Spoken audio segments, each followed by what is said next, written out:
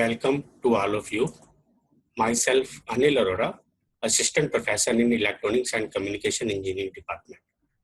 Today, in our lecture, we will discuss the topic power amplifiers.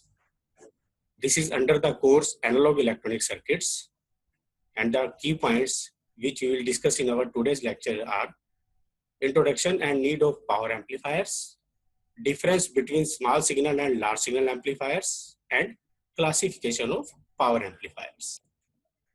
Amplifier. As we all know, an amplifier receives a signal from some input source and provides an amplified signal to some output device or the input of another amplifier. As we can see in this block diagram, here we have the microphone which provides the input signal to this voltage amplifier. The output of this voltage amplifier is again fed to the another voltage amplifier. Then the output of this voltage amplifier is given to the power amplifier. In the last, we have connected the load to the output of the power amplifier. Basically, the power amplifier is meant to raise the power level of the input signal.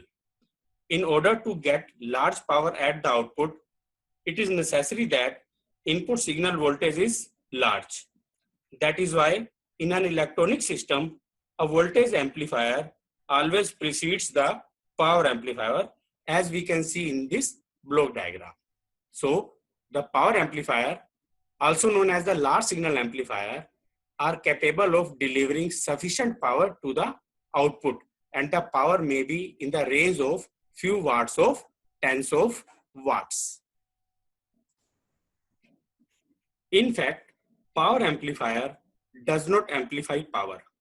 What a power amplifier actually does is that it draws the power from the DC supply connected to the output circuit and converts it into the useful AC signal power. The type of AC power available at the output terminal of the power amplifier is controlled by the input signal. Thus, a power amplifier may be defined as a device that converts DC power into AC power and whose action is controlled by the input signal. Thus, the signal present at the input controls the AC power at the output. Hence, this is called the large signal amplifier. There are two types of amplifiers. One is the small signal amplifier and another is the large signal amplifiers. So, in a small signal amplifier operation, there is a small perturbation of the voltage and current around the quotient point. Hence, the variation of base current from its DC value is small. The device is almost linear. It means the output of the amplifier is in linear relationship with the input, and the output is exact replica of the input signal with the amplification. Also, variation of the collector current will be in the active region. As you all know, when we draw the load line on the output characteristics of the BJT amplifier, there are three regions. One is the saturation region, one is the active region, and one is the cutoff region.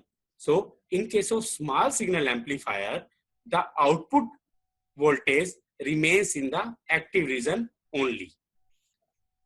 Hence, the application is the all stages in the multi-stage amplifier except the last stage are the small signal amplifiers. For the last stage only, we use the large signal amplifiers. Next type of amplifier is the large signal amplifier. In a large signal amplifier, the variation of base current from its DC value is large. Hence, variation of collector current may go into cutoff or saturation or both cutoff and saturation region.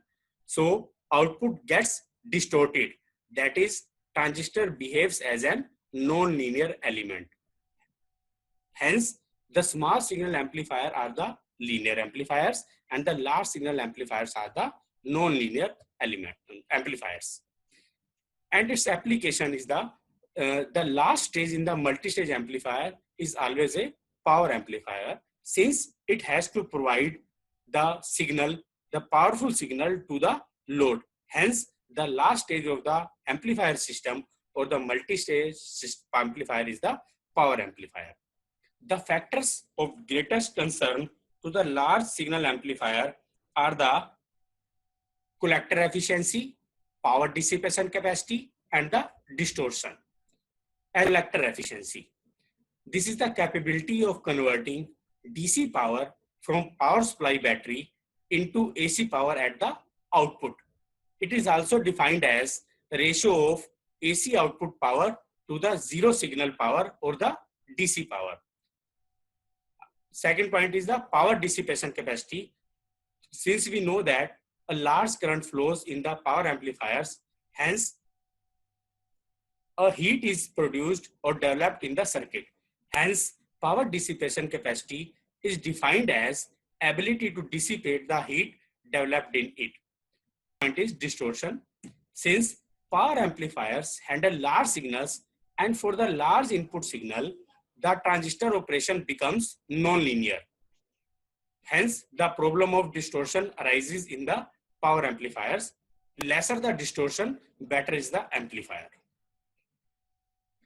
Classification of large signal amplifiers. On the basis of mode of operation, that is, portion of the input cycle during which the collector current flows, the power amplifiers may be classified as Class A power amplifier, Class B power amplifier, Class AB power amplifier, and Class C power amplifiers. We will briefly discuss all of them. First is the Class A amplifier. In Class A amplifier, we fix our Q point at the middle of the load line so that the AC signal can swing a full cycle, and the output signal varies for a 360 degree of the input signal. Here we can see that the Q point is in the middle of the load line.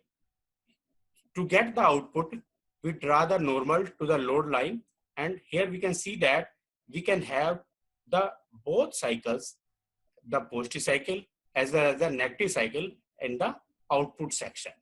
So if we fix the Q point in the middle of the load line, we can have the output signal that varies for a full 360 degree of the input signal. Here we can see that we receive the full output signal for the Class A amplifier. Class B amplifier.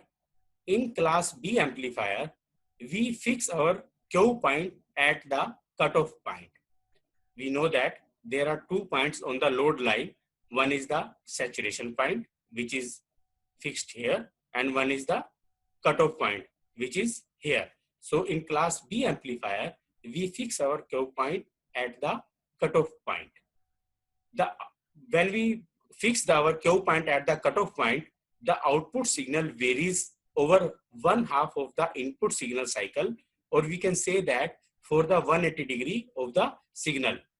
To find the output for Class B amplifier, where we have fixed our Q point at the cutoff point, again we draw the normal to the load line. Here we can see that we can have only one cycle of input signal to the output in the amplified form, and this cycle is the cutoff. We don't receive this cycle in the output. Hence, in the Class B amplifier, we say that the output signal varies only for 180 degree of the signal, of the input signal. Here we can see that this is the output for the Class B amplifier. We receive only one cycle at the output, and we do not receive the second half cycle on the output. So this is the Class B amplifier. Class AB amplifier, as the name suggests, the Q point is in between the location of Q point of the Class A and the location of Class B, means in between the center of load line and the cutoff point. Here we can see that the Q point is fixed in between in these 2 points, the middle of the load line and the cutoff point. So to get the output, to see the output waveform, we draw the normal to this load line. Again, we can see that we can have the one complete cycle here, and for the second cycle we can have only up to this point. For up to here we will get the second cycle, and beyond this we will not receive the output signal. Again we will receive the signal for this portion. As we can see in our this diagram, here we can see that only this, the shaded portion, we receive as the output signal. So this is the class AB amplifier. Next is the class C amplifier. In class C amplifier, we fix our Q point beyond the cutoff point. Here you can see the Q point has been fixed, and you can say that the below the cutoff point, the output varies from this bias point for less than half cycle. So let us see the graph of the output signal. So for that we draw the normal to this load line, and we can see that if we draw the both cycle of the signal, then we will receive only this part in the output section, and we will not receive this part in the output section.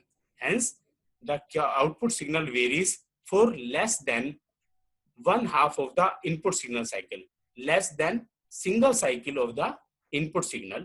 Hence, we can say that the output signal varies for the less than 180 degree of the signal. Here we can see this is 0 degree and this is 180 degree, and we receive the output signal for less than 180 degree of the input signal. Here we can see if this is the input signal, we receive only this portion. And this all was about a small introduction to various kinds of power amplifiers.